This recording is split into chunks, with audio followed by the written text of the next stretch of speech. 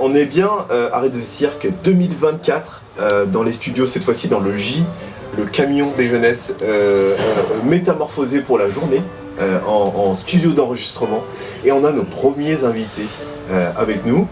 Donc il y a l'équipe, moi je fais juste l'introduction et là je vais passer le micro à l'équipe qui va vous poser des questions. Merci d'avoir accepté notre invitation aujourd'hui. J'espère que vous avez bien mangé, que vous avez passé une bonne journée. On peut manger. On peut manger. Ah, moi j'ai mangé. Ah, t'as mangé? Ah ouais. T'as bien mangé. Ah, lui il mange très bien mangé. Il mange mieux que moi. Il mange plus que moi. J'aime beaucoup manger. Vive la mangeaille. Merci de nous inviter. On est content. Je sais pas dire. Quoi? Est-ce que vous pouvez nous faire une description du spectacle du coup? Une description du spectacle. Oui, mais ça, elle va vous me dire. J'ai le micro, moi.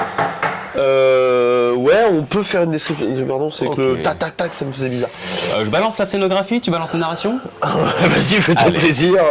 Donc sur scène, il y a deux personnages, Rémi et moi, qui sommes en costume de bagnard, avec un lit en fer, et des clés à pipe et des polochons, Ouais, voilà.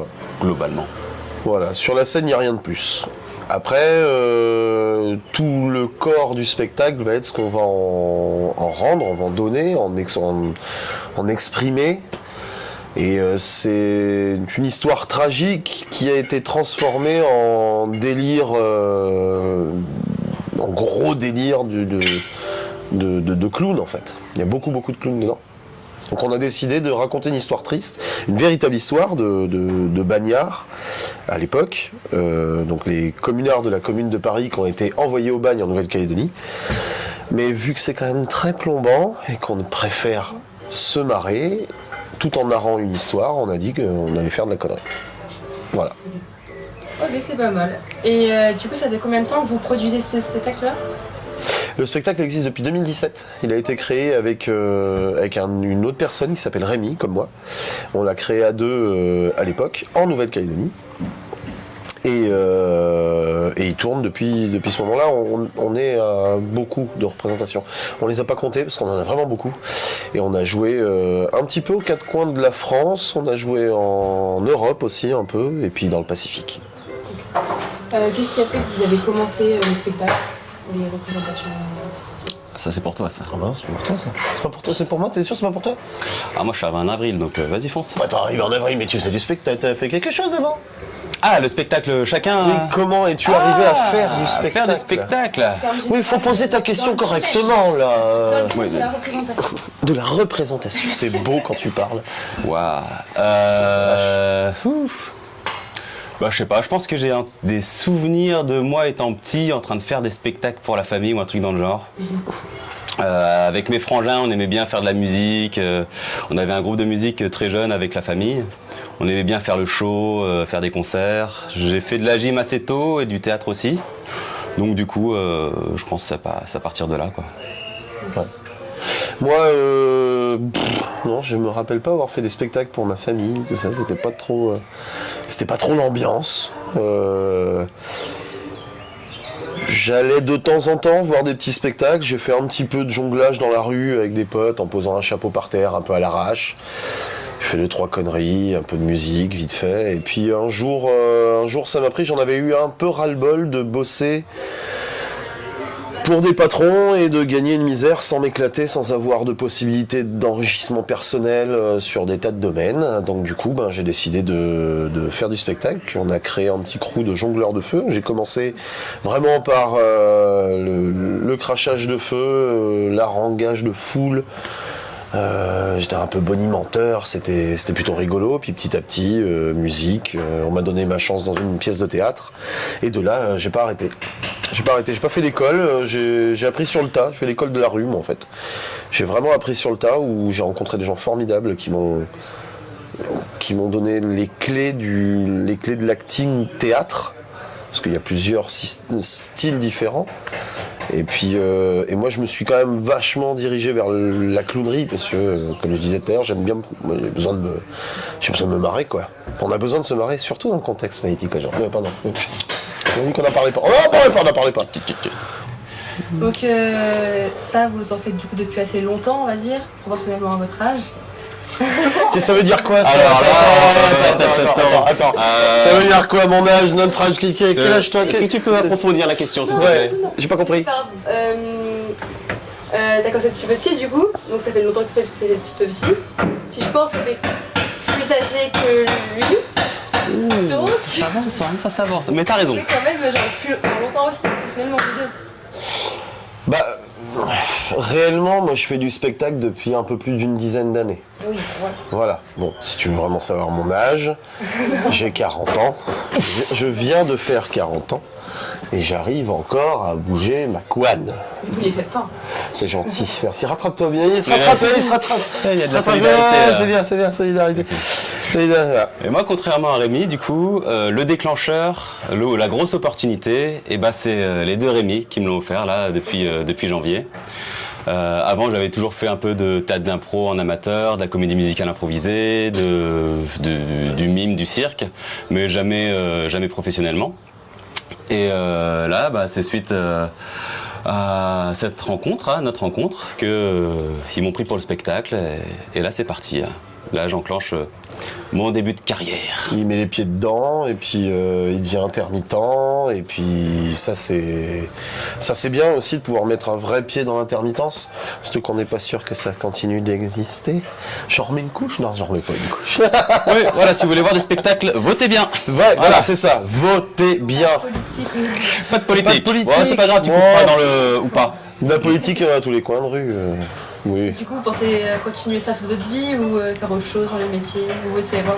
c'est une bonne question ça. Alors, on a tous les deux fait pas mal de métiers avant d'arriver à artiste. Moi, je suis jusqu'à juillet, là, je suis encore prof de PS. Et ensuite, je suis à fond dedans. Donc, pour le moment, jusqu'à ce que mon corps et les opportunités et l'envie, ça me nuise, je suis à fond. Allons-y, quoi. C'est pas... comment dire? C'est pas très facile de savoir combien de temps on va pouvoir être artiste. Parce qu'il y a plein de facteurs à prendre en compte, je pense. Il y a l'intermittence, c'est pas... On est le seul pays à l'avoir au monde, donc il faut pouvoir se battre pour le garder. Si on n'en a plus un jour, on va réduire les spectacles, ça va être compliqué. Et puis, pour pouvoir continuer les spectacles, il faut en avoir l'envie, en avoir les clés. Il faut continuer à créer pour se renouveler, refaire des spectacles, en créer des nouveaux. Ça demande du temps, ça demande plein de choses. Et puis il faut aussi être en forme physique. Nous, ce qu'on fait avec Caillasse, là, c'est quand même physique. Moi, de temps en temps, je sens les limites de mon corps s'atteindre. Donc j'irai peut-être sur quelque chose de différent, mais à voir. Moi, tant qu'il y a des opportunités, tant qu'il y a de l'envie de créer, en fait, parce que le spectacle, c'est de la création, tant qu'il y a de l'envie de créer, tant qu'on a quelque chose à raconter, à exprimer, à transmettre, on continue à faire du spectacle. C'est beau, hein? C'est très beau. On va faire une petite parenthèse. On va ouvrir une parenthèse. Du coup, là, il y a des jeunes qui ont participé ou pas à l'espace jeune, mais du coup, on fait beaucoup de projets. On s'est croisés dans la rue l'autre fois, on revenait d'un petit temps de promotion pour Ose, qui est tout un film avec le rapport à l'adolescence, à est-ce que je suis légitime, à quel moment je me lance, j'ai peur du regard des gens, etc. etc. Un champ lexical autour de ça. Vous, dans vos métiers du spectacle, de la représentation, du je vais vers les autres, à partir de quel moment vous vous êtes dit ok, j'y vais? Ça, c'est une question... question Oui, pas évidente. j'ai oublié de dire qu'on était passé en mode café philo.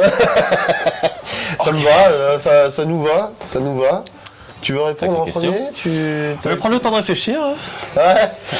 C'est La légitimité de la représentation personnelle face au public, en gros, quoi.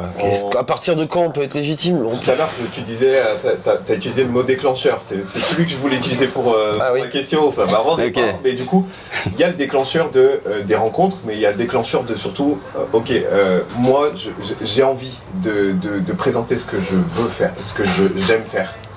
Il y en a qui font de la vidéo, de la photo, il y en a qui font de la danse. Enfin, c'est quoi le moment déclencheur où tu t'es dit, ok, je fais des trucs et je veux le montrer aux gens? quand t'as vraiment envie de faire quelque chose et de le démontrer, après le spectacle c'est vrai que c'est particulier, mais quand t'as vraiment envie de le démontrer, que t'as bossé sur quelque chose, t'en es fier, il faut le montrer. Il faut y aller. C'est vrai que c'est pas toujours évident. Le regard de soi, le regard des autres, il nous gêne parce qu'on se regarde nous, en fait. Et nous, on s'auto-gêne déjà. Donc du coup, on va avoir l'impression qu'en face, on va nous juger de la même manière que nous, on se juge. Mais non, pas du tout. Les gens, en général, ils viennent, ils prennent ce qu'il y a à prendre, et puis voilà. Puis ils aiment ou ils aiment pas, on s'en fout. Mais il faut...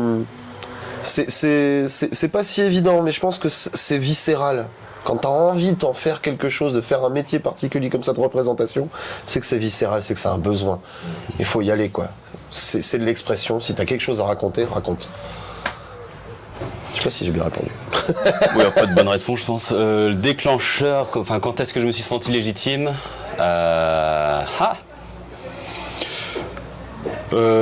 moi j'ai de la chance, c'est que voilà, ma première opportunité professionnelle, c'est avec Caillasse, et ce spectacle est super bien écrit. Donc même si je fais de la merde, c'est tellement bien écrit que ça fonctionne bien. Donc du coup, voilà, c'est plus facile.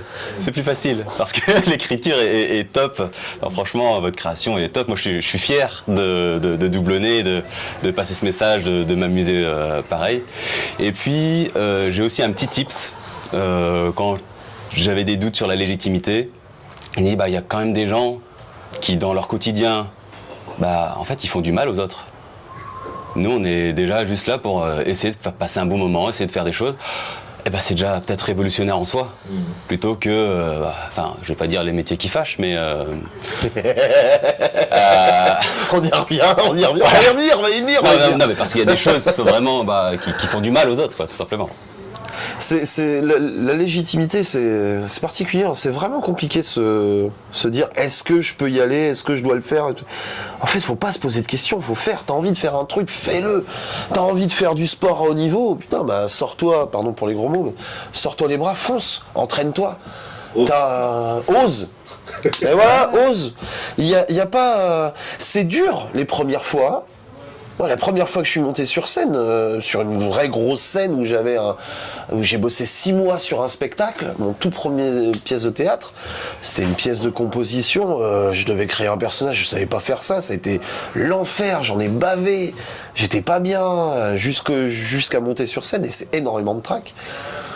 Mais c'est tellement puissant à ressentir en fait, c'est les sensations qu'on en ressort, c'est incroyable.